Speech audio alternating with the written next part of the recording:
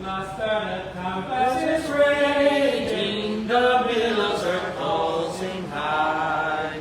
The sky is overshadowed with blackness, no shelter or help is night. Carest thou not that we perish, hallelujah, asleep. When the tormental valley is threatening, my grave in the angry deep. The winds and the waves will obey their faith. Peace, be still. Whether they're out of their realm on the sea, or them on their men, or whatever it be, the water can swallow the sheep relax, the master of ocean and earth and sky. They all shall swiftly obey thy will. Peace be still, peace be still. They all shall swiftly obey thy will. Peace, peace be still. Master and angels of spirit, I bow in my grief today. The depths of my sad heart are troubled. Awaken and save, I pray. Torrents of sin and of anguish sweep o'er my sinking soul. And ever I perish, dear Master, oh, hasten and take control. The winds and the waves shall obey their still. Peace be still. Whether they're out of the storm, the sea, or them on their men, or whatever it be, the water can swallow the sheep realize, the master of ocean and earth and sky. They all shall swiftly obey thy will. Peace be still, peace be still. They all shall swiftly obey thy will. Peace, peace be still.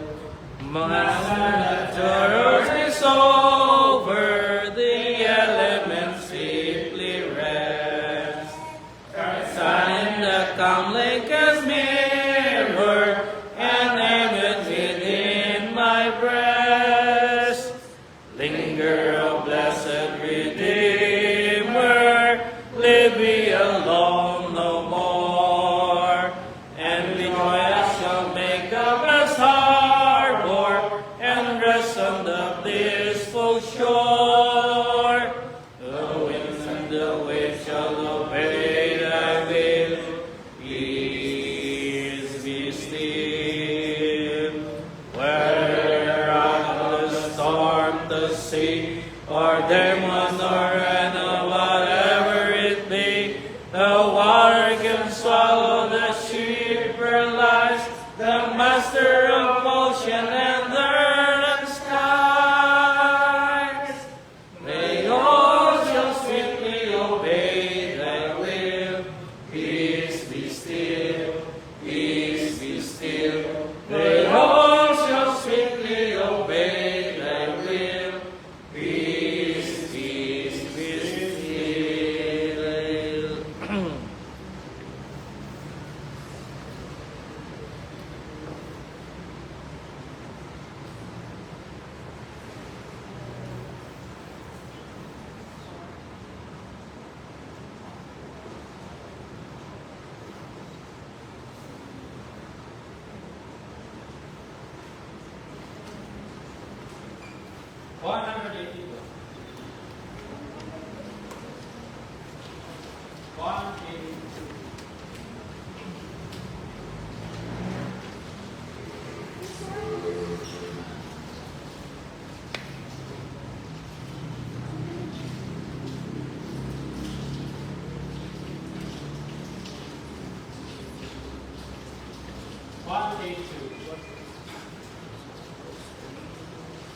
was straying in dark valley, the hope within crowd I see. God sent from heaven a loving Savior to save a poor lost soul like me.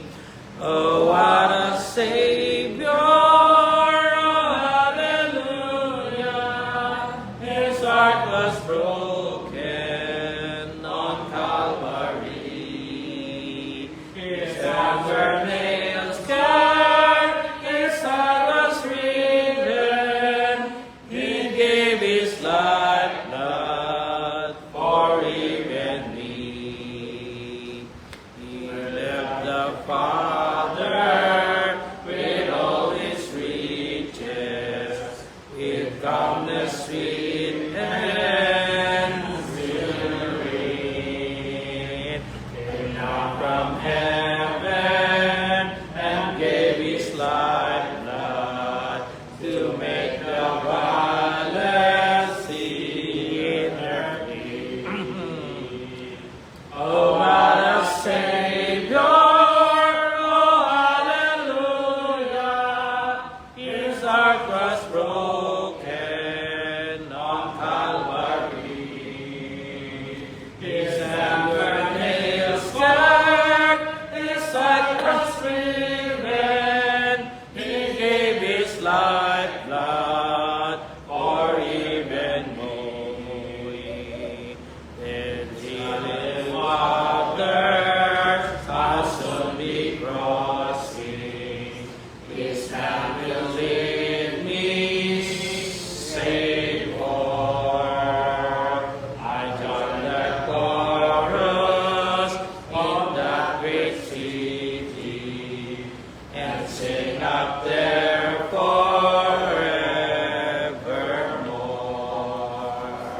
Oh, what a Savior! Oh, hallelujah! His heart was broken on Calvary. His hands were nailed scarred, his side was riven. He gave his lifeblood for me.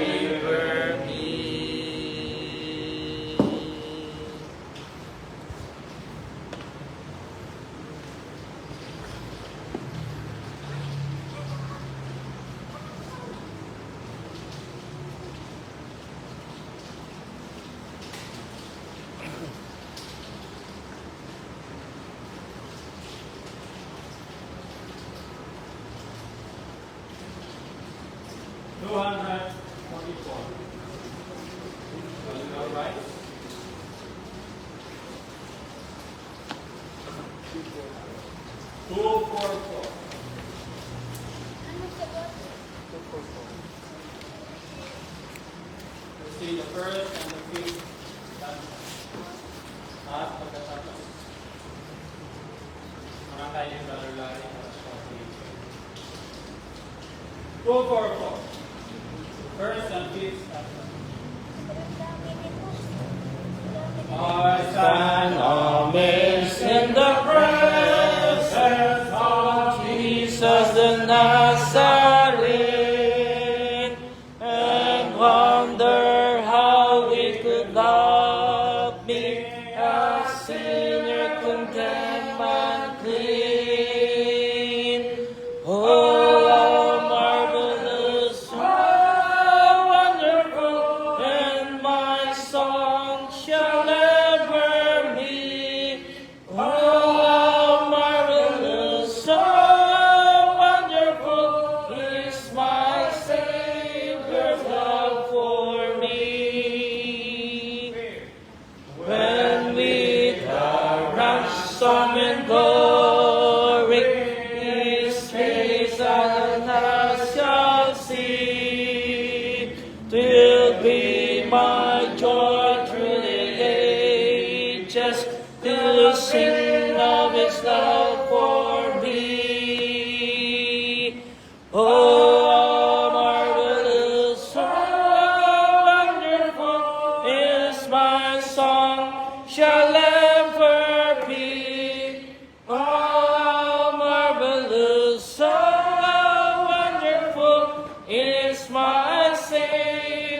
love for me.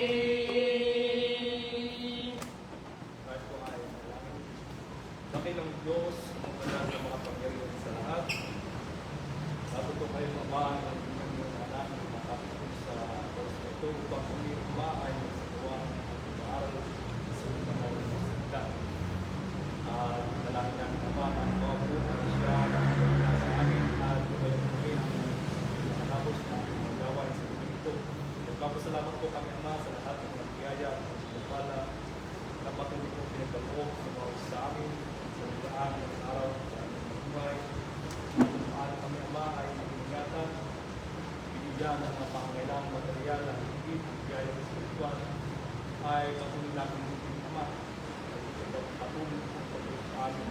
Salamat po sa patuloy pag-ilan mo sa amin sa aming pagkakumbay, sa aming mga pag-aanap buhay, sa aming mga trabaho, sa aming gusto. Salamat Ama sa inyong mga biyaya ito at may patuloy pong patuloy pa ang mga pangangailangan sa aming mga araw.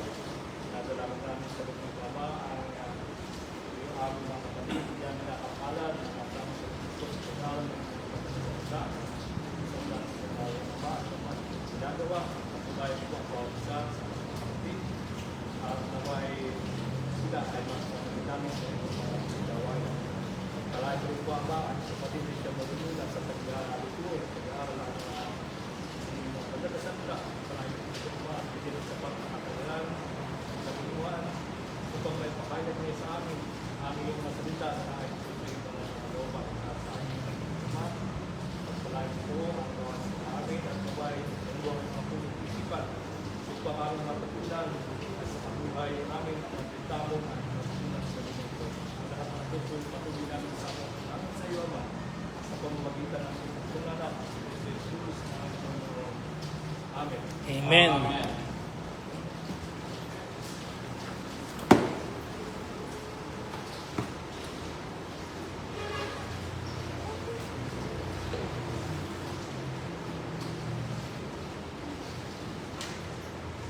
Good evening. It's a blessing na nandito tayo magkakasama para mag-aaral ng salita ng ating Panginoon Jesus Tugon at Maulan. Pero po, mula nung umpisa ng buwan na ito, hindi na tumigil ang ulan araw-araw. Tinitignan ko nga, baka isang buwan ko na sisilip yung buwan sa gabi. Okay, so pagpatuloy po natin ang ating pag-aaral sa libro ng Philippians. So open your Bible in the book of Philippians chapter 2. Last 2 weeks ago, pinag-aralan natin, sinimulan natin yung chapter 2, verse chapter 2. Pinag-aralan natin yung 1 to 11. Ngayong gabi, pag-aralan natin yung 12 to 18. So limang anim na versikulo lang ang bibigyan natin ng pansin. Pero bago yan, lesson 5 na tayo. So ano na yung natapos natin? So yung first lesson natin, tinignan natin yung background ng Ephesus, ng Philippians.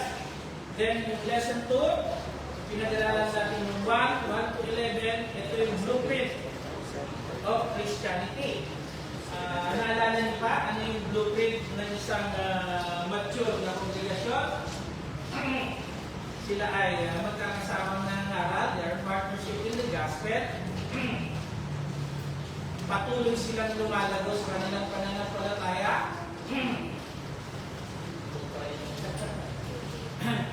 At mayroon silang pagkakaisa at yung leaders nila ay nagkakaisa.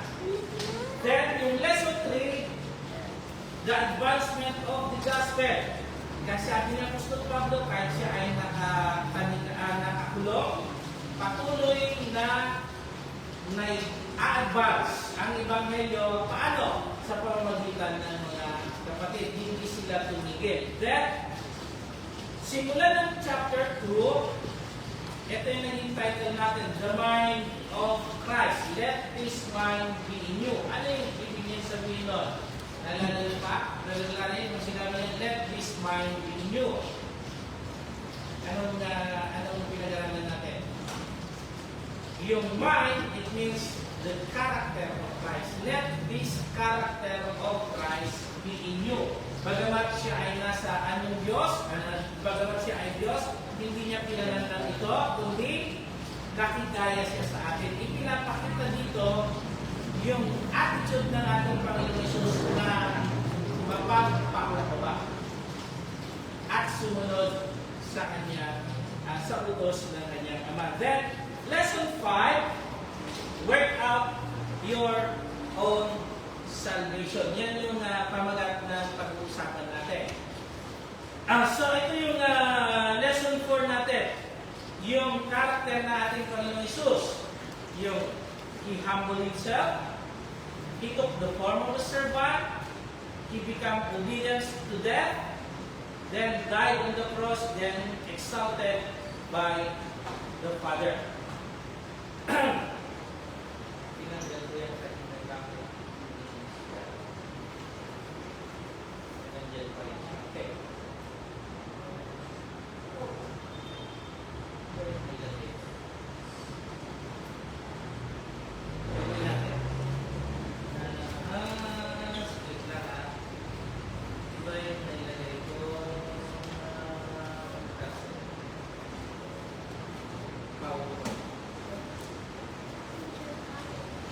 Ginawa kong mas interactive kasi itong pag-aaral natin. Kaya binago ko siya. Since siguro naman nagturo ng nakaraan, kaya sabi ko babaguhin ko yung style of teaching natin ngayon. Gagawin natin interactive.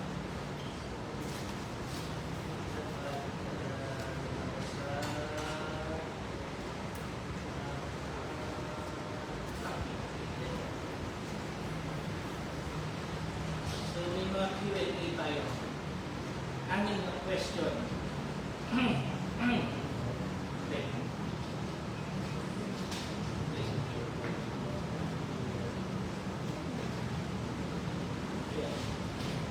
Then, yan, sinasabi ko. Tinanggal ko rin sa kabila. So, lesson 5, ito yung outline ng lesson 5. So, may 10 puntos lang tayo. Obey Christ as beloved children. Okay, yung 10 na points yung bibigyan natin ng pansin.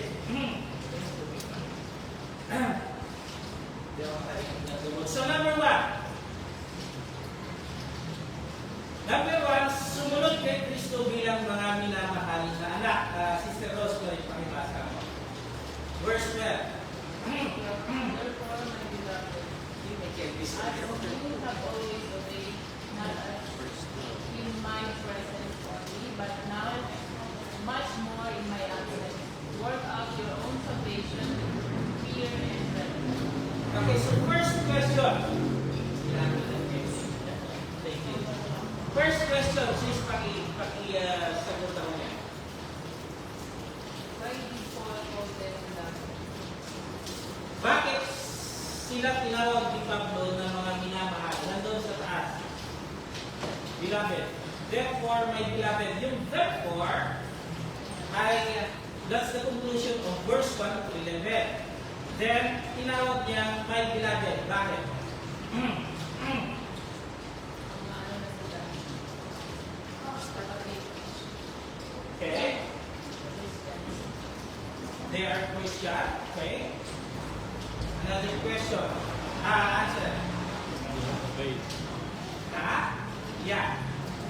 Nandun. As you can obey always. Kapatid sila sa pananampalataya, kaya tinawag sila mga minamahal sa Tagalog.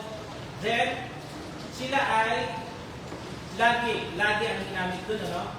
Always o lagi sumusunod sa instruction ni Apostol Pablo. Another answer. Bakit tinawag sila ni Apostol Pablo ng mga minamahal? Background of Colossae. Philippians.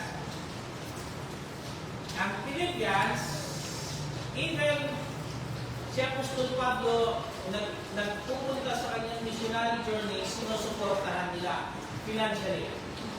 Pinag-aralan natin sa background niya, di ba?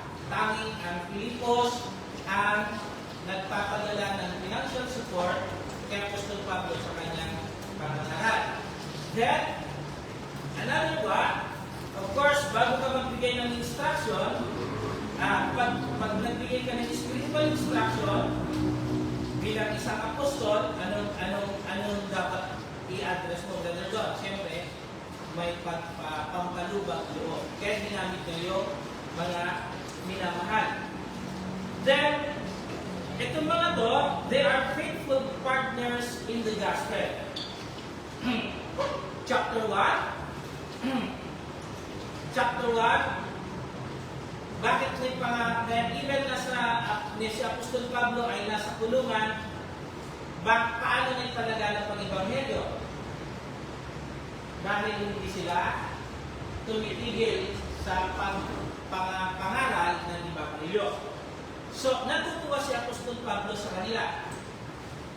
Then, si Apostol Pablo, lagi nilang idinadalangin. So, yun yung mga maaring reason kung bakit tinawag sila ni Apostol Pablo na mga minamahal. Although, nandun na yung sagot, as you have always obeyed, tingnan niyo yung kasunod, not as in my presence only, but, ano yun?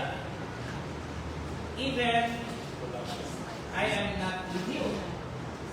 Minsan, sa trabaho, pag wala na yung amo, anong ginagawa ko na doktor?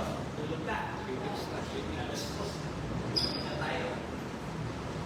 So, dito, ipinapakita niya Apostol Pablo na ipapatuloy na ihahayag ang Ebanghelyo sa pamamagitan ng mga kapatid sa pananampalataya. Okay. Then, B.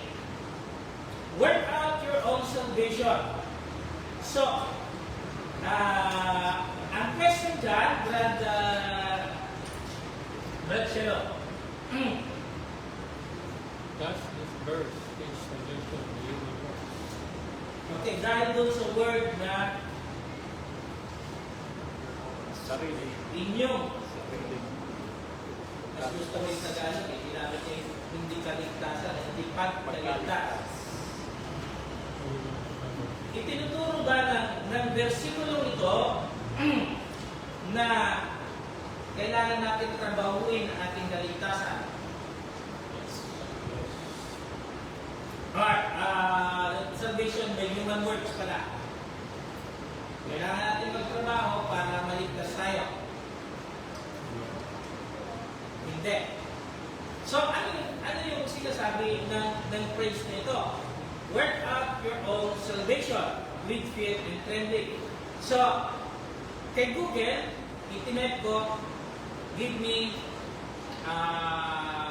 translation of this. So, ang nakita ko pinakamagandang explanation para i-translate to ay ito. The New Living Translation, one of my favorite na Bible. So, malapit na. Ito ang New Living Translation. Nasa 10 years ko ng Bible ito. At problema, parang bibigay na siya. Malutong na ito niya. Pinili ko ito sa dulos yung bagong nagkakayang sa buong mundo 10 years ago. So, sa New Living Translation na sabi niya, tingnan niyo ito. Work hard to show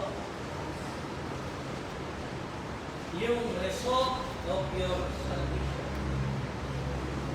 Work out to show. It means yung work out your own salvation from the Greek word, it means continue to obey. Continue to grow. Hindi ka magtatrabaho para magkaroon ka ng kaligtasan, para makuha mo yung kaligtasan. Salvation is, we are saved by grace. It means, hindi mo kayang bayaran yung kaligtasan mo. Even, ipako mo yung sarili mo sa krus. Even, mula dun sa pintuan, magluhod ka hanggang dito sa harap. Manalangin, hindi mo kayang iligtas ang sarili mo. Kasi salvation is by grace. Pero, sinasabi ni Apostol Pablo, kayo ay ligtas na. Sa mga taga-Pilipos, kayo ay ligtas na. Anong dapat nyo gawin? Ipagpatuloy. That's the right term. ipagpatuloy nyo o work out or continue to work out your salvation. Ito yung lagi kong hinahalimbawa. Ang farmer, pumupunta everyday sa palayan para hindi para magkaroon ng lupa. Lupa na siya. I-cultivate niya lang. Ang nag-gym, hindi ka pupunta sa gym para magkaroon ng muscle. May muscle ka na. I-work out mo lang para lumaki yung muscle mo. So yun yung sinasabi ng talata nito. Then with fear.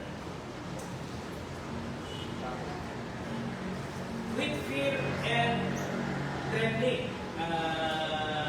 Nagupo niya. Okay. That's verse, okay.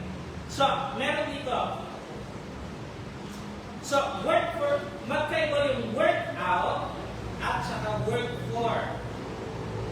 Yung work for is because approach. Kung work for is trying to earn your salvation. Open your Bible in Romans chapter 4. Romans chapter 4. Dito ipinapakita ni Apostol Pablo na kapag ang kaligtasan ay ino-earn o pinagtratrabahuan, ano ang mangyayari sa naka-earn ng kanyang kaligtasan. Verse 2. If, nandun na kayo? Sige brad, pakibasa. 4 verse 2 ng Romans.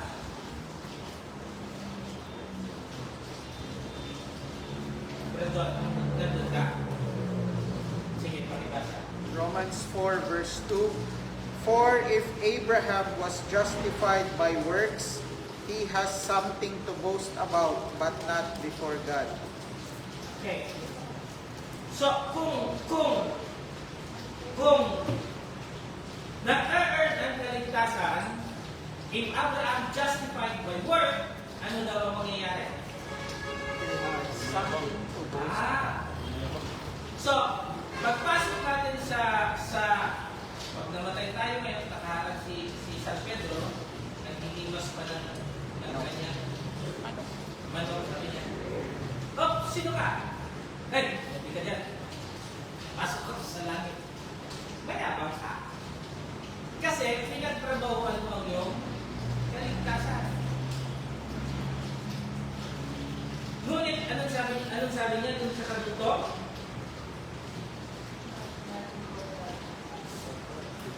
But, sa aking translation sa NLT, but that was not God's way. That was not God's way. Hindi yun yung paraan ng Diyos para maligtas ang isang tao. Okay, so bakit? Okay, balik tayo sa background ng Jews. Bakit ang covenant ng Jews, the Israelite and God ay nasira? Ano yung naging rason kung bakit iniwan sila ng Diyos? Ano yung naging rason? Dahil they were 100% obey God's commandments. Ang naging problema sa kanila, hindi na nila kilala yung gumawa na utos.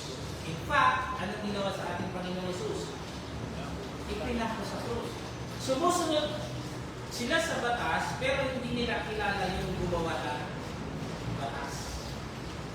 Mas importante na yung commandment na sinusunod nila flawlessly, pero hindi na sa kanila importante yung gumawa ng batas. That's why nawala yung covenant sa kanila. Kaya sinasabi ni Apostol Pablo na ang kaligtasan ay biyaya ng Diyos. God gives from God. grace, it means unmerited favor. Kasi pag merit niya, napagtatrabahuan, you have something to lose. Magyayabang kayo. Okay. So, yun yung false approach regarding dito sa salvation is a work for salvation. So, magiging depend on human merit na kaligtasan. Then, I must. Look at that word. I must. Kailangan mo ako papasukin sa langit. Bakit? Nagtrabaho ako sa kaligtasan. So, ito itinanong ko na ito sa inyo dati. What is the difference between gift and reward? Naalala niyo ba? Anong pagkakaiba ng gift and reward?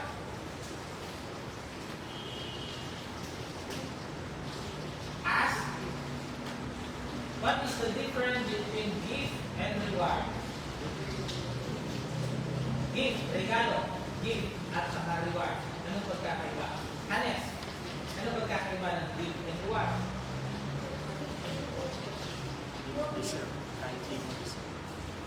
Gift, regalo.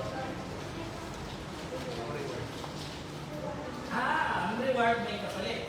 Pero bakit yung mga magulang doon, pag sinasabi, pag nagka-honor ka, hindi tayo sinasabi doon. Pag nagka-honor ka, bibilang kita may regalo ka sa akin. Di ba yun ang sinasabi? Pero, it's that regalo ba talaga o reward? Pero, yun yung madalas natin sinasabi, di ba? Pag naglinis ka, pagbalik ko, meron ka regalo sa akin. Jollibee. Pero, hindi yung regalo. That's reward. So, dito, ang kaligtasan ay regalo ng Diyos, hindi pinagtrabaho ka. Okay. So, ang work of your salvation is ito yung biblical response. Number 1, living faithfully. I-work out mo, it means magpatuloy ka sa pagiging faithful sa Panginoon because God saved you. Then, kanino ka nagdedepende? Hindi sa iyong sarili, but on God's grace and His power. Then, I must obey the Savior who gave me salvation. Kasi pag merit yung salvation, kahit hindi ka na sumunod. Tama? Kasi na-earn mo na. That produces humility, gratitude, and obedience. Then obeys because God is working within you. Sana makita natin yung mga bagay niya. Okay. Next point. Number 3. 12 verse C. With fear and trembling. Anong ibig sabihin niya? Yung Sister Darasi. Next question. His fear and trembling will say, as they pray, God will never forgive us. Yung takot ba at panginginig ay pareho? Pareho sa hindi pagpapatawad sa atin ng Panginoon. Okay, kailangan natin malaman ito. Although alam na natin. Pag sinasabi ng Biblia na fear God, hindi kagaya ng takot na minsan takot sa baha, sa indol, sa bagyo, hindi yun. Or sinasabi sa mga bata, uy, may multo. Takot sa multo, takot sa kaaway. Hindi. Pag sinasabi ng Biblia na fear God, it means honor or reverend ka. Igalang. Bakit takot tayo sa magulang natin doon? Dahil iginagalaan ka. Yun yung ibig sabihin ng fear and trembling. Trembling, it means it's spiritual righteousness. Spiritual righteousness. Okay, yan yung ibig sabihin niya. Then number 4 na tayo. 10 lang ito. Kaya mabilis lang tayo. Number 4, may basa. Sapagkat ang Diyos ang gumagawa sa iyo, higing sa paglalais at paggawa, ayon sa kanyang mabuting kaloob. Okay, thank you. So, ang question, ito po. If God was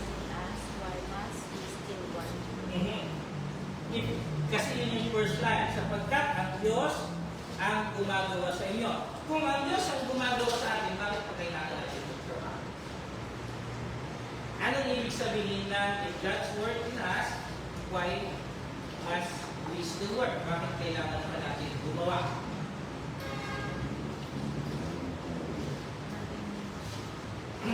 Anong ibig sabihin ng praise niya?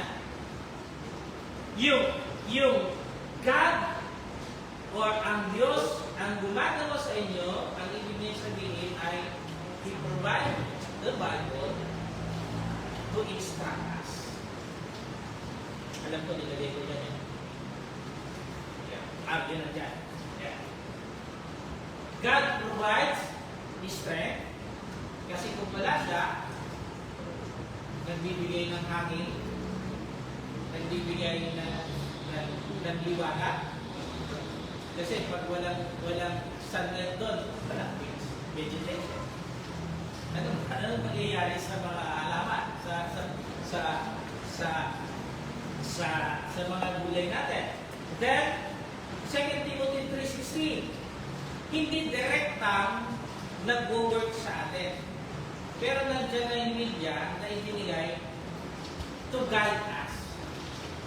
Ano ba yung magandang halimbawa na as doon, may mga leaders ka sa mga different provinces. So, pag meron kang leadership meeting, ano yung sinasabi mo to encourage yung business partner mo?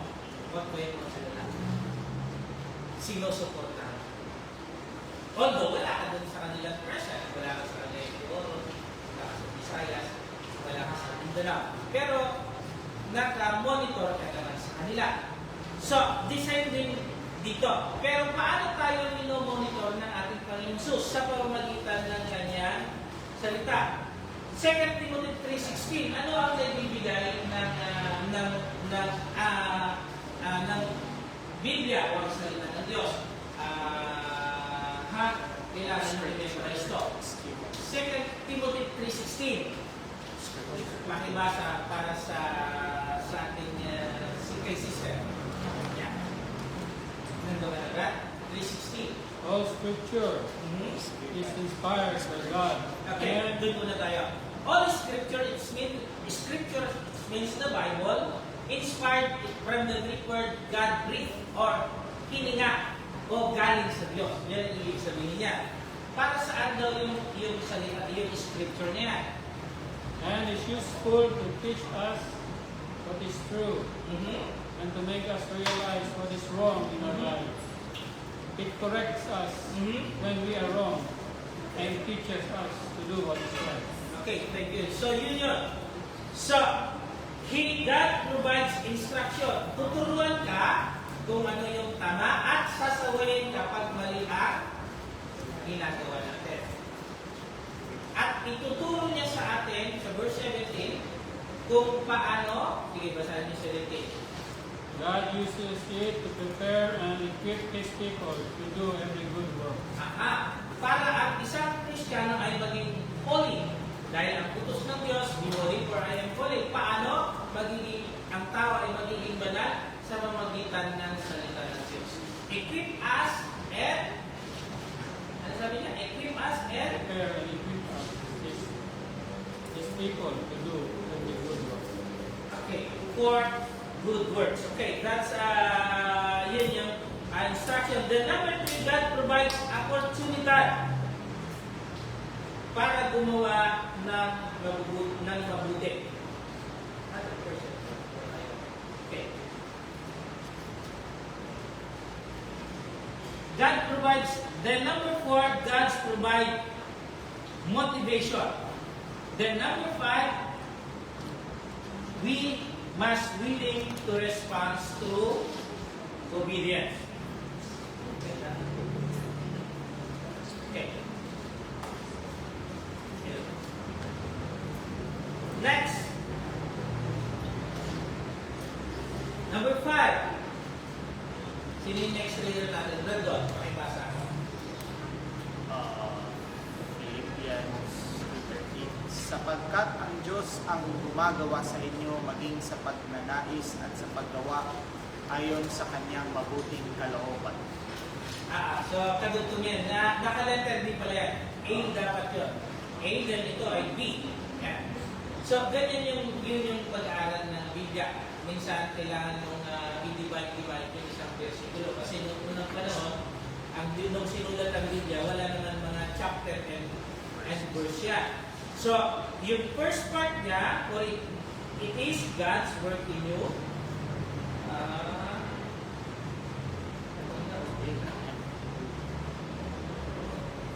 Then, yung next part niya, yung B niya, both to will, kaya nga yung pamagat niya is will and do God's pleasure. So, ang tanong dito, God, yeah. How can I know whether I am living for God's pleasure? So, paano natin nalalaman kung namumuhay tayo para sa ikalulugod ng Diyos? Yung mga ginagawa natin, paano natin malalaman? So, bigyan mo ako ng isa doon. Kung sinusunod natin ang kanyang mga utos. Okay, tama. Kasi kung parang anak, pag sumusunod, ay natutuwa si tatay, si nanay. Pero pag sumuway, nagagalit si nanay.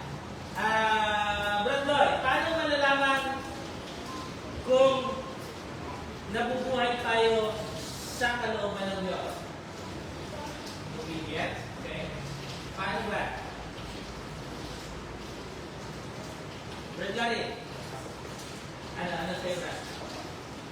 Faithful, yeah. Tama. Kasi pag ang asawa mo hindi ka faithful, ay magagalit. So, the same din sa Diyos. Pagiging obedience, din tapat. Sa'yo, Brad Lloyd? Love our God. Ha? Mahalin natin ang Diyos. Hindi ko malit. Love. Oh, yeah. Kung iniibig natin ng Diyos. Okay, tama. So, may mga nilagay ako dyan. When your life agrees with His revealed will, not merely with your feelings. Hindi lang feelings, ay nararamdaman ko, kagaya ng iba, ng mga pananampalataya, merely feelings yung ginagamit. Hindi na sinusunod yung Biblia. Hindi, okay naman ito, bro. Ito yung nararamdaman ko. So, obey nandun. Obey Christ's command. 14:15, ano yung John 14:15? If you love me, keep my commandments. Then number 2, seek to know and follow God's will. Romans chapter 12, verse 2, transformed by the renewing of your mind. Seek. Hinahanap mo. It means pag hinahanap mo, nagbabago ka. Then, 3, you walk in a manner o worldly manner. Pinag-aralan na natin yan sa Colossians. Dahil dati, lumalakad kayo, nakagaya ng mga hentil. Ngayon, nabautismuhan na kayo, kailangan nyo lumakad ayon sa kagustuhan ng Diyos. Worthy manner of the Lord. Colossians 1 verse 10. Then number 4, you live by faith, not self-will. Hebrews chapter 6, 11 verse 6. Anong nakalagay doon? Hebrews 11 verse 6. Without faith, Without faith, it's impossible.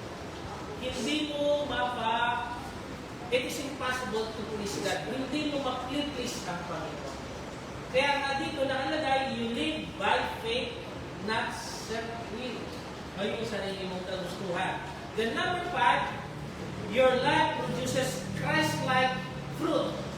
The fruit of the Holy Spirit. Then number 6, you regularly examine yourself by God's Word. Itong ginagawa ko ba? Itong paraan ng business ko, itong paraan ng pamumuhay ko, itong paraan ng pakikitungo ko sa ibang tao, paraan ng pananangit ko, paraan kasama na doon yung pagkain, yan. Paraan, way of life. Yung paraan ng pamumuhay ko ay naayon ba sa salita ng Diyos? God's Word. Nababasa ba ito sa Biblia? Okay. So, yan yung ibig yan sabihin. Then, next. Number 6. Brad Larry. Ito, okay. 14 na tayo. Reject complaining and disputing. Basta. Gawin ninyo ang lahat ng mga bagay na walang mga bulungan at mga pagkatalo. Okay, do all things. Ano yung question dyan? Is every concern or question a sinful complaint?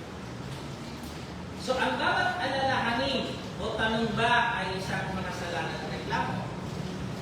So, pag nagmumurmur ka, nagko-complain ka, bubulong-bulungan, at pagtatalo ba ay kasalanan? Yan yung tanong. Yung nagko-complain ba sa Diyos ay, pag nagko-complain ka ba sa Diyos ay nagkakasala ka? Kasalanan niya kasi Okay? sa Sister Rizalin, pag nag-complain ba sa Diyos, ay nagkakasala tayo. Yan yung tanong dyan. Is every concern, and pag pinay-question ba natin ang Diyos,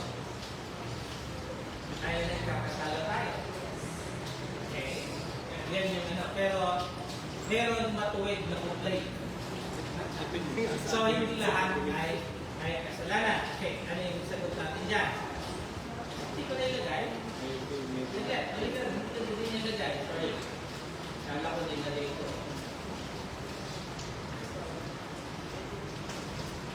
No. So, ang sagot natin is no. Not make complaint o murmuring na kasalanan, pero meron din complaint na hindi kasalanan. Halimbawa,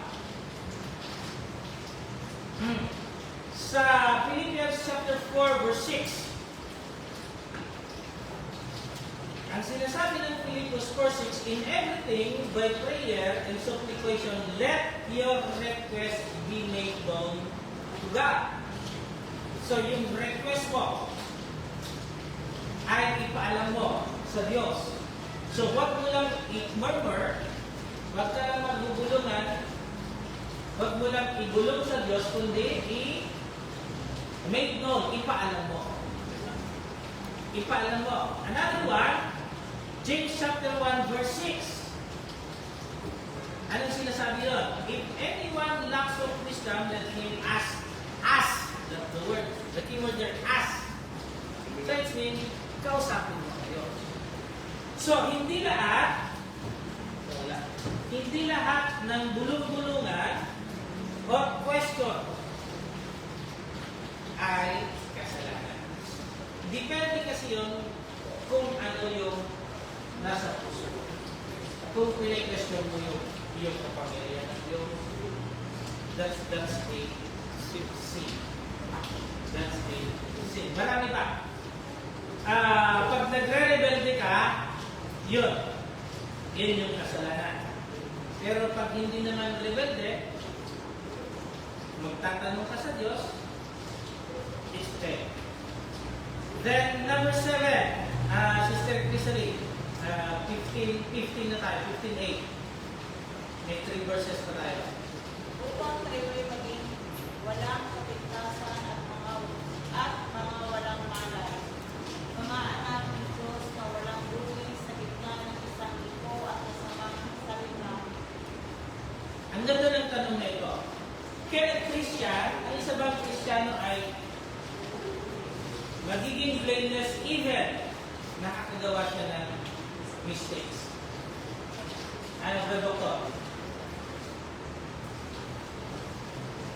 A good tricky question niya. Pero parang yung kasinundan niya lang po. Ano sa tingin mo, sister? Yeah, tama. No. May sasagot ba ng yes? Can a Christian be blameless even though he makes nakakagawa siya ng mga pagkakamali sa buhay, sa mga salvation? So, the answer is no. Bakit? Number one, saan nilagay ko? Okay, nilagay ko yan. So, a blameless Christian admits his sin and repent. Kailangan mo lang admit. Admit and repent. Repent. Kailangan mo i-admit. 1 John chapter 1 verse 9, if we confess our sin, ano mangyayari? If we admit and confess our sin, anong gagawin ng ating Panginoon Jesus? He is faithful and just to forgive our sin. Then Proverbs 28:13, he who confess and forsake them will have mercy. Maaawa ang Diyos. So, pag i-confess mo yung sin mo, admit your sin, pero meron i-confess, pero bukas gagawin ulit. Hindi tunay na pagsisisi yun. Pag nag-repent ka, so, yung question ng can a Christian be blameless even though he make mistake? Yes, magiging blameless pa siya. If you, pag nalinis mo na kasi, okay, go to chapter, first John chapter 1 verse 9. Umpisa natin doon sa 7, 8, 9. At ayusin ko lang ito. Tutan nyo yung video natin, yung Bible natin, yung pakibasa ko. Bakit tayo sulat? If we confess our sins, He is faithful and just to forgive us our sins, and to cleanse us from all unrighteousness. Okay, yung phrase na and cleanse us. Yung cleanse is in present progressive form. Cleanse is present tense. Sa paghugas ng plato. Hanes, pag nahugasan na yung plato, ano yung ginagamit doon?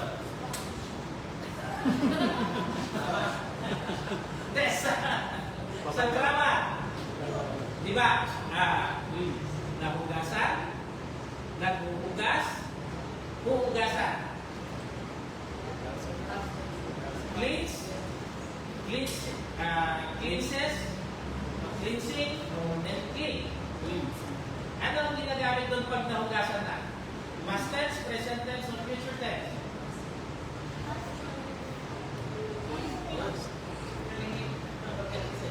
Kasi nahugasan na. Diba? So, pinag-aralan na natin ito. May tatlong klase kasi ng kaligtasan. Yung past tense salvation, present, tawag ko dito is tenses of salvation. Hindi tatlong klase ng kaligtasan pa yan. Tenses of salvation. Past salvation, present salvation, at saka future salvation. Ano yung past salvation? Acts chapter 2 verse 38. He who repent and be baptized para saan? For the remission of your sin. That's one supporting verse. Another supporting verse is Marcos 16. 16, ano sinasabi doon? Who that believe and baptize saved. So, kailan kayo na-baptize? Siguro, matagal na. So, that's your past salvation. Nung na-baptize ka, ay naligtas ka na. Pero, ang sinasabi ng Juan, balikan mo yung 100, yung 6. Yun pa rin ang verse, 1 verse 6 pa rin yun. 1 John 1 verse 6. Ano sinasabi doon? Kung, sige na, ulan doon gano'n. 6 or 7. Sister Rosemary, pagkasa. First, John 1:6, we say that we have fellowship with Him and walk in darkness, we lie, and do not the truth. Okay, so thank you. Pero, balikan mo yung 5. Yung 5. 5, this then is the message which we have heard of Him and declare unto you that God is light, and in Him is no darkness at all. Yung hinahanap ko doon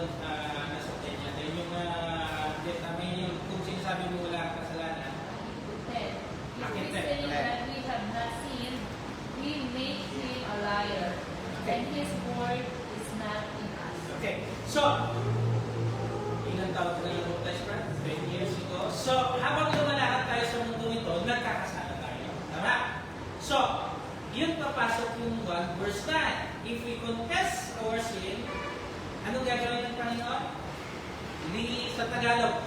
Tayo Tama patatawarin. ba sa present tense yung Tagalog niya sa inyo? Patatawarin. Yung lilinisin.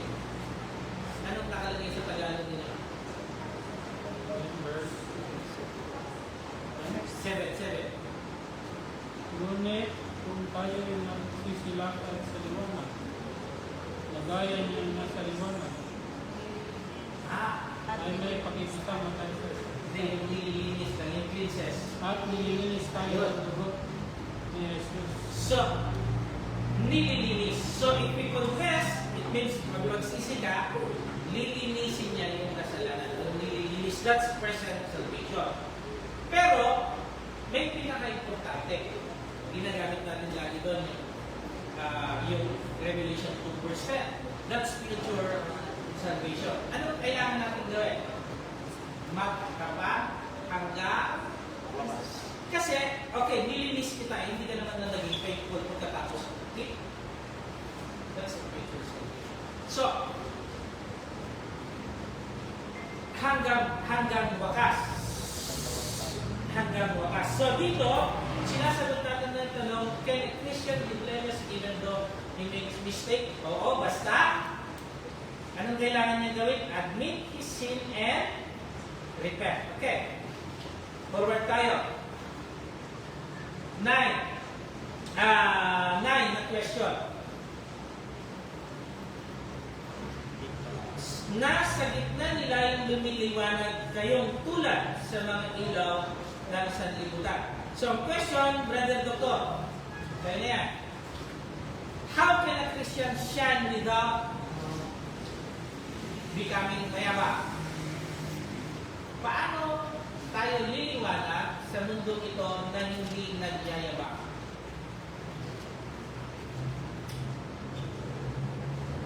Kasi pag may pera, pag walang pera, ang lakad ganito eh. Pag may pera.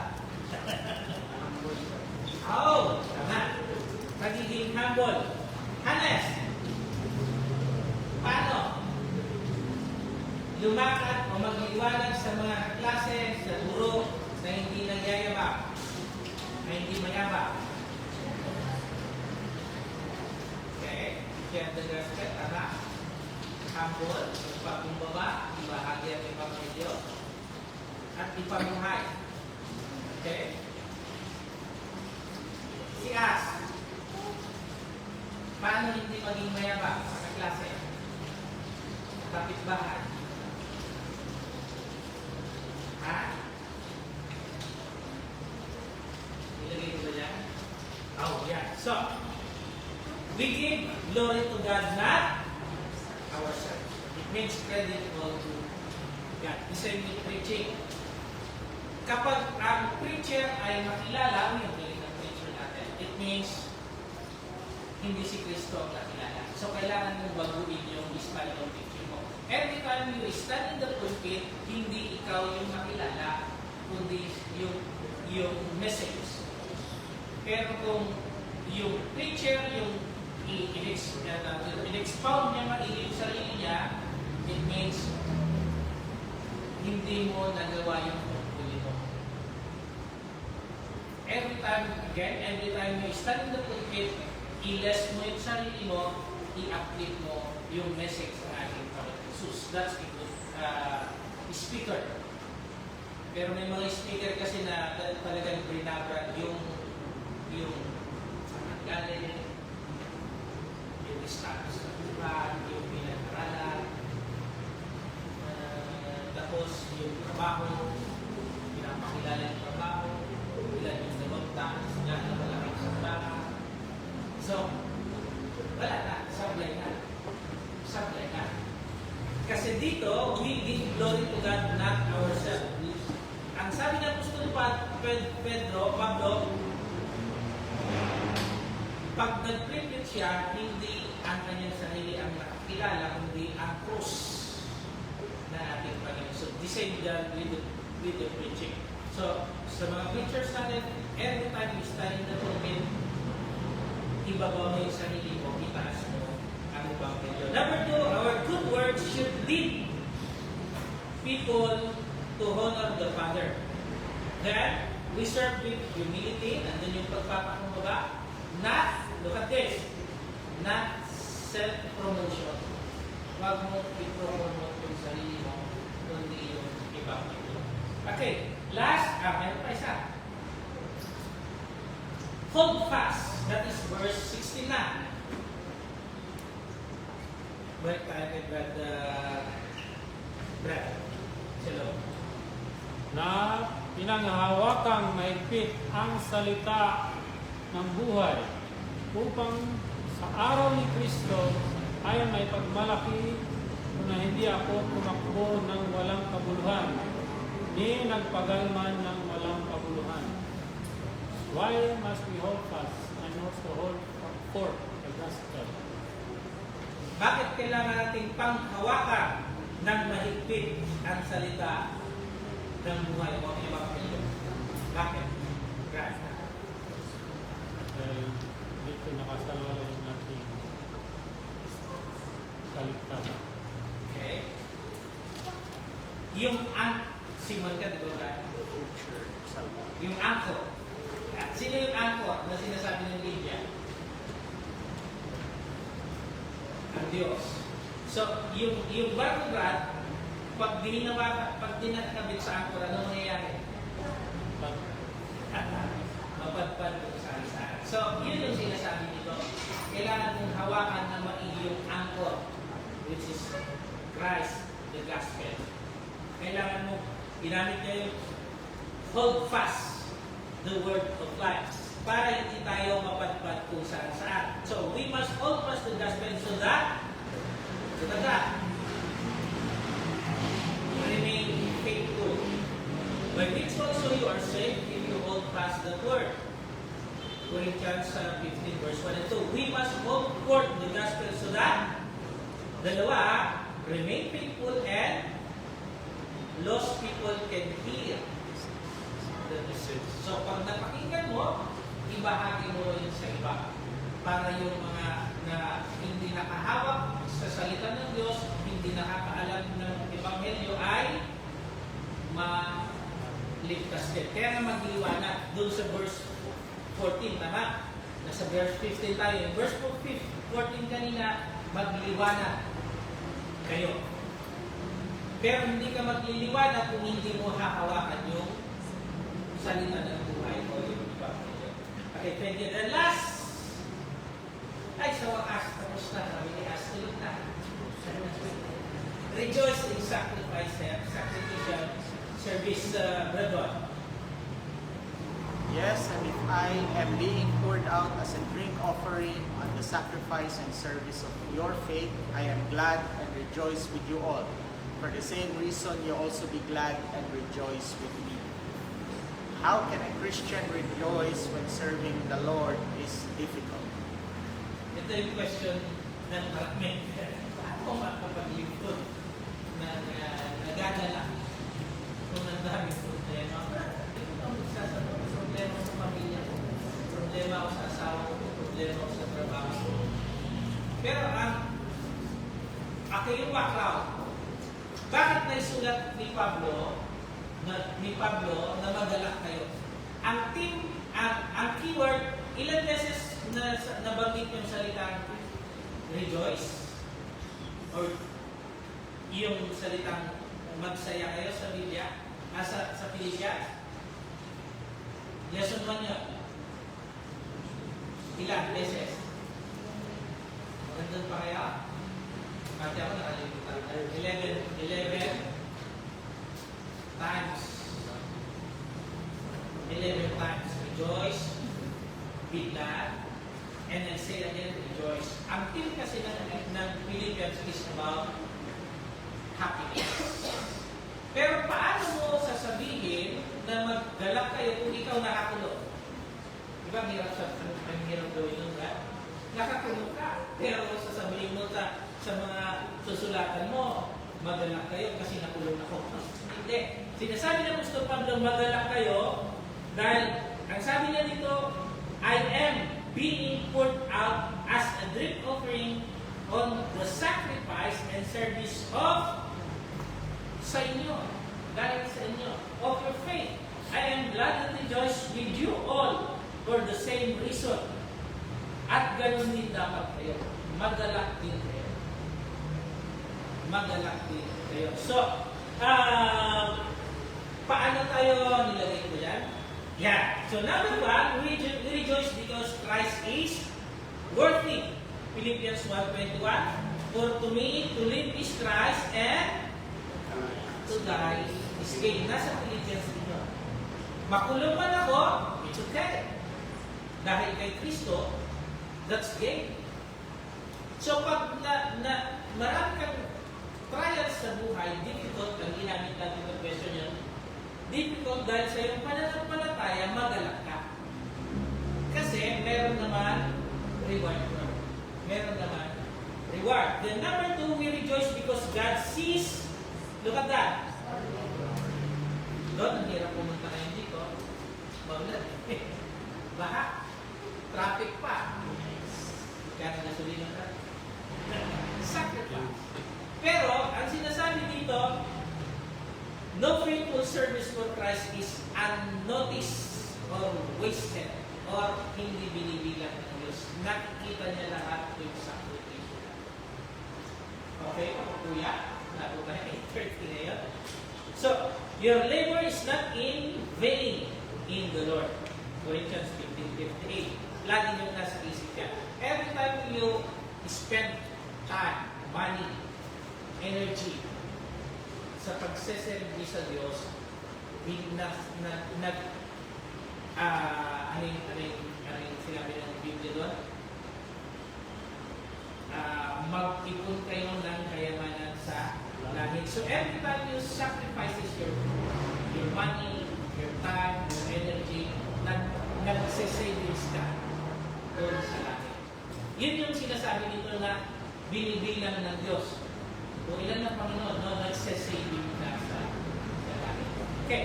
Then we rejoice because the gospel bless people. Then we rejoice because eternal reward is sure. Yun yung pag-asa natin. So, tapos na tayo. So, ito yung pinag-aralan natin. Yan yung summary niya. Okay? Then, i-pass forward ko na yan.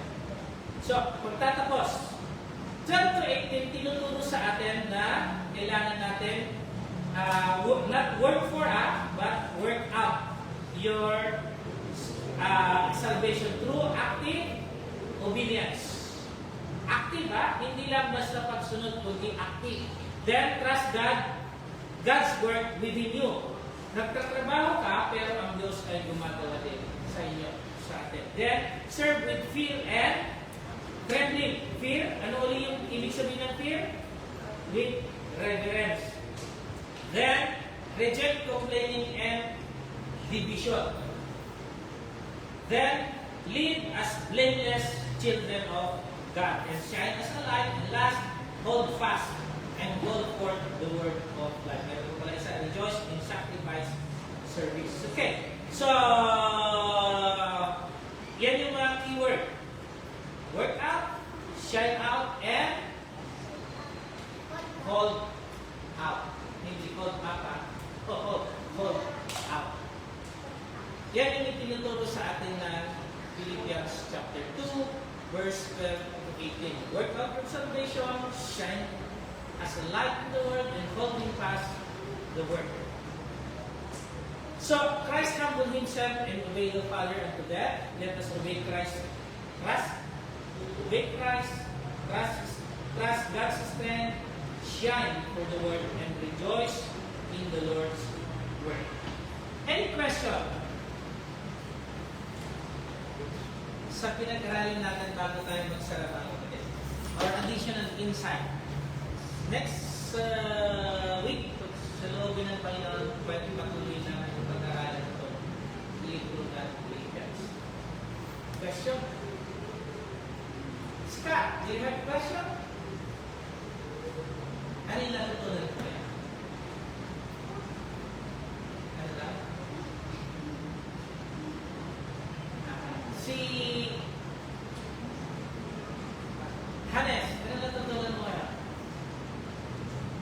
Hindi kaya na nakinig. Masihana.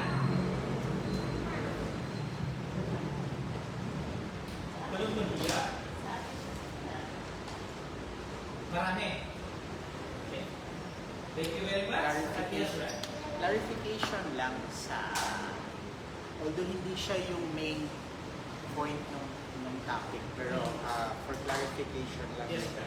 Yung na-mention mo, Brad, na yung Law of Moses or the Old Testament na you mentioned na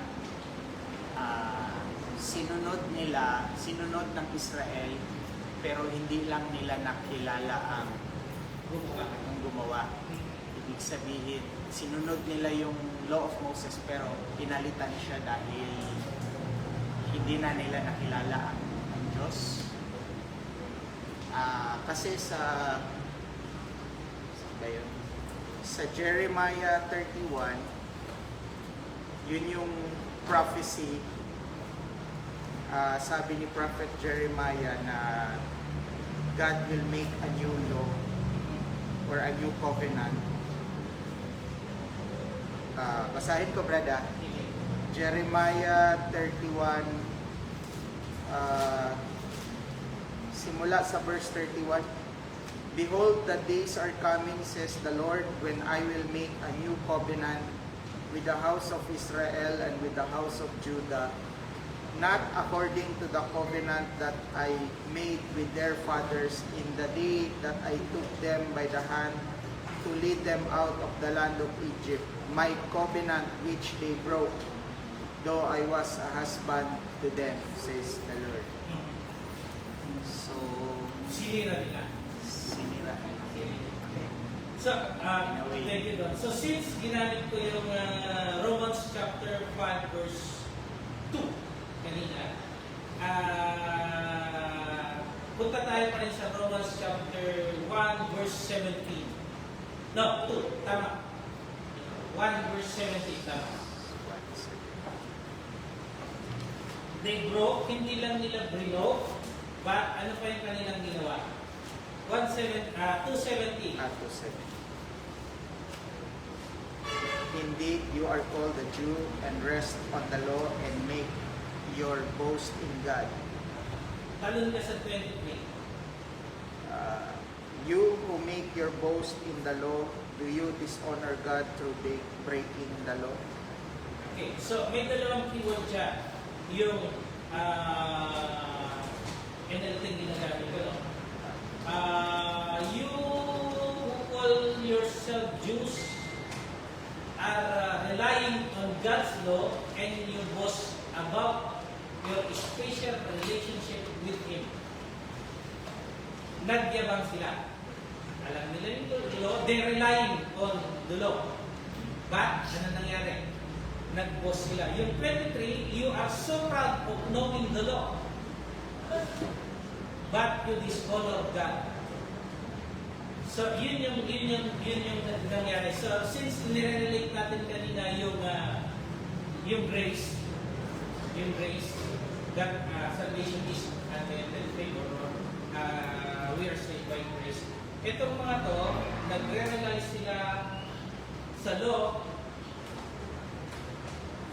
pero ano yung binasa ko sa Jeremiah kanina doon? Sinira. Yung tipan. Binasa ko. At sinabi natin kanina, alam nila yung law, they rely on the law, sinusunod nila yung batas, pero ano nangyari? Hindi nila kilala yung gumawa ng batas. At in fact, anong ginawa nila? Pinako nila ang ating Panginoon. Ibig sabihin yung hindi kinilala, hindi nila sinunod. Nag-rely sila dun sa law. Di ba pinag-aralan natin ang the life of Christ? So, makita natin doon na mas pinapangalagaan nila yung templo, yung posisyon nila sa templo, kaysa kay si Kristo. Yung mga priest. At anong ginagawa pa nila? Instead na ang nasa Leviticus is isang beses ka lang mag-ayuno, ilan ang ginagawa nila? Dalawang beses. Para makita, talagang sinusunod nila yung batas. Pero ang sabi ng Panginoon, alam niyo ba ang kasulatan? Ang sabi ng mga Parisoy, yes. Bakit niyo ako ipapako sa krus? minsan, okay, since hindi natin pinag-aaralan ng Romans, minsan, ganun din tayo doon. Masyado tayo nagre-rely sa baptism, although tama yun, pero, may naglakas ng Diyos. Pero yung action natin, wala na. Bali, ano siya, Brad? Sa pagkakaintindi ko, syempre doon sa Jeremiah, sabi doon sa Jeremiah, yung binasa natin, na sabi ni Prophet Jeremiah, sabi ng Panginoon, I will make a new law. Nagawa ko ng bagong covenant. Itong covenant na ito, hindi ito katulad ng covenant na yung law of Moses. Yun, di ba? Tapos, ito kasi gagawa siya ng bagong law. Ito na yung, hindi, kasi yung law of Moses, ano siya, di ba? Sa nation of Israel only. So, yung mga Gentiles, hindi kasama. So, ngayon, sinasabi ni Jeremiah, will make a new law na ito na yung law of Christ, the New Testament. So, tingin ko, yung ano kasi, yung sa pagkakaintindi ko din sa pagkakaalam ko rin sa history ng Israel, nung lumabas sila sa Egypt, nung binigay na yung law of Moses, parang nagde-deviate din sila ba? Parang yung Roman Catholic Church when it started, yung Roman Catholic Church, siya yung pinakaunang denomination from the one true church na nasa Bible, tatag ni Cristo. Sila yung pinakaunang naging denomination, lumihis. Pero, mababasa, wala tayong prophecy na dahil lumihis na naman, meron na namang bagong law. Ibig sabihin kasi nasa ano din na ito na yung final di ba? Pero hindi naman lahat lumihis. Yung church na mababasa sa Biblia, yung church na talagang tatag ni Cristo, nagtuloy-tuloy pa rin naman. And eto na nga hanggang ngayon, di ba? May lumihis lang. And ang first na lumihis is the Roman Catholic Church. So, in my understanding, yung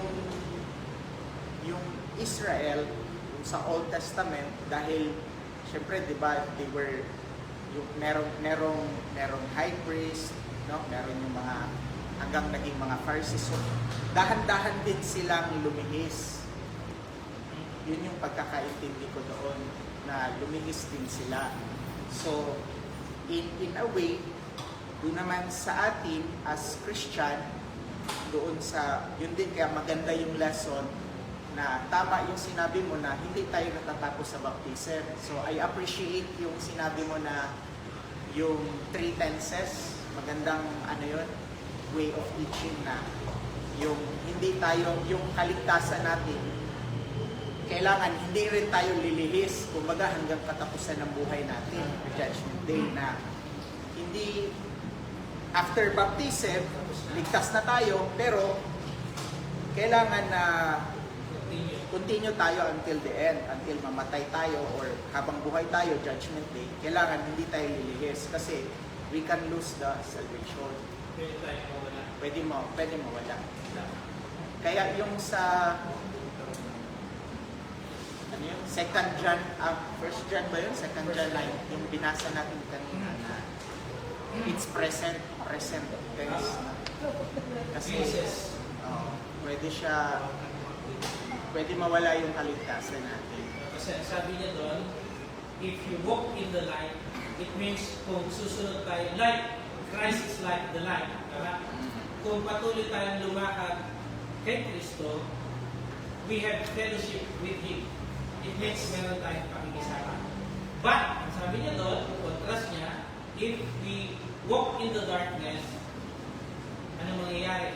Your fellowship, you are not fellowship with the light. O it means mawawala yung kaligtasan. O yung fellowship, pakikisama natin sa Diyos. Yung relationship natin. Tama, Fred.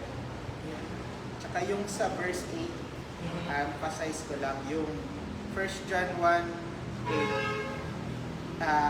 If we say that we have no sin, we deceive ourselves.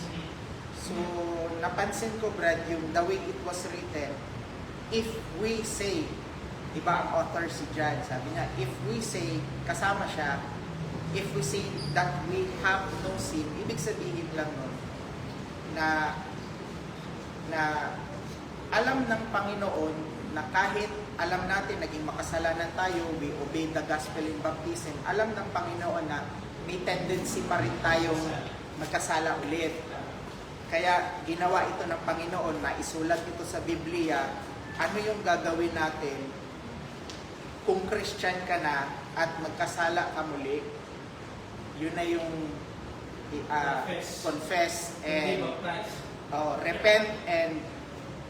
repent and confess your sin.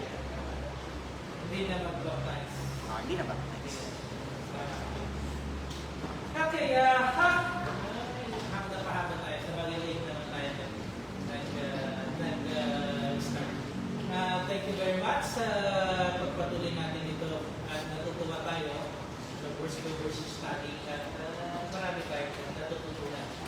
And thank you sa participation at tayo na tayo at umawit na sa awitin din. Brother John will lead us in our closing prayer. Isang kanta dyan. Thank you.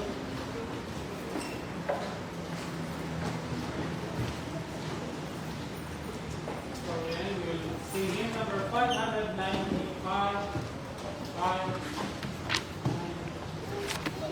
590.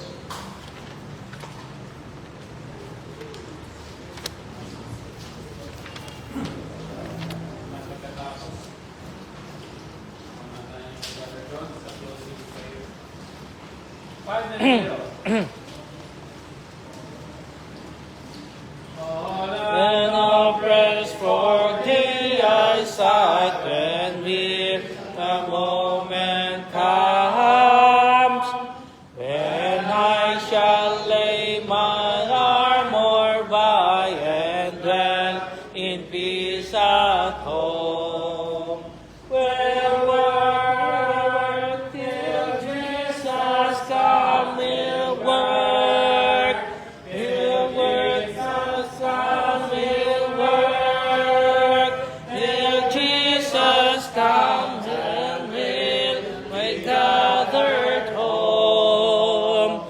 No tranquil voice unheard, I know no peace will sheltering the home. This world of wilderness of body, this world is not my home.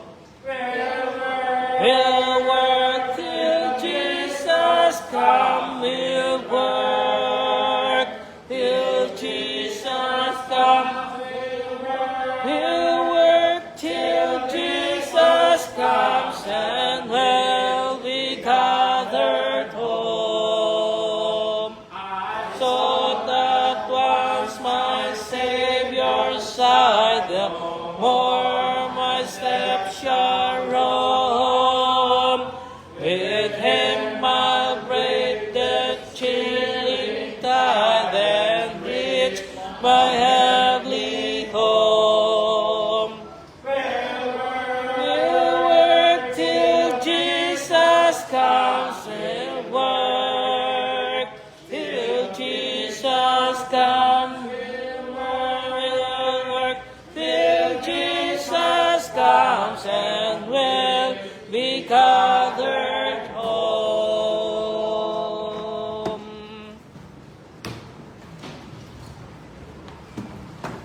Tayo po'y manalangin. Akila namin pagmahal na Ama sa langit. Kami po ay muli nagpapasalamat sa iyo, Panginoon, sa mahalagang pagkakataon na ito na bless mo kami, Panginoon, upang kami magsama-sama ngayong gabi upang mag-aral iyong salita. Maraming salamat po kay Brother James sa kanyang magandang lesson na siyang lalo pang nakapagmulat sa aming mata sa mga bagay-bagay na kailangan naming tanggapin at gawin upang pang mga Kristiyano. Maraming salamat, Panginoon, sa oportunidad na kami ay narito kahit pa man malakas ang ulan at ano pa man mga kondisyon sa kalsada.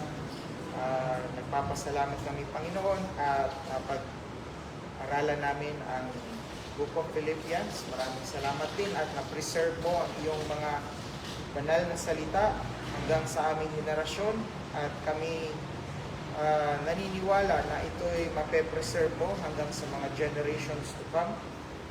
Nawa, Panginoon, na ang mga pag-aaral na ito ay lalo pang nakapagmulat sa amin at nagbigay ng mas malakas na paniniwala, faith, na tama ang aming desisyon, ang aming pagtanggap sa iyong salita, at ang aming pag-obey in baptism upang kami mapatawad, at ang aming desisyon at gawain na patuloy na magsilbi sa iyo, Panginoon, sa iyong kaisa-isang iglesia na itinatag upang siyang magtaguyod ng katotohanan sa iyong mga salita, upang palakasin ang aming pananampalataya. Panginoon, sa aming ding pag-uwi at sa bawat araw-araw ng aming buhay, itong aming pananampalataya ang siyang magiging gabay namin sa araw-araw, sa bawat gawain, bawat desisyon, upang magampanan namin ang iyong utos gaya ng aming napag-aralan na we become the light of the world. And habang ginagawa namin ang lahat ng bagay na naaayon sa iyong will at sa iyong salita, nawa ito ay magpapakita of how great you, Lord, are God that we serve, and that those people who are yet to obey, those people who are still lost, makita nila na you are the God we serve through our faith and through our actions. Nawa, Panginoon, sa aming pag-uwi, gabayan niyo rin po kami, ilayo niyo po kami sa anumang kapahamakan, at nawa kami ay makauwi ng maayos sa aming respective homes. Lahat ng ito, Panginoon, aming dinadalangin at pinasasalamatan sa pangalan ni Jesus na aming tagapagligtas. Amen. Amen. Bye-bye. Off muna natin to. Off.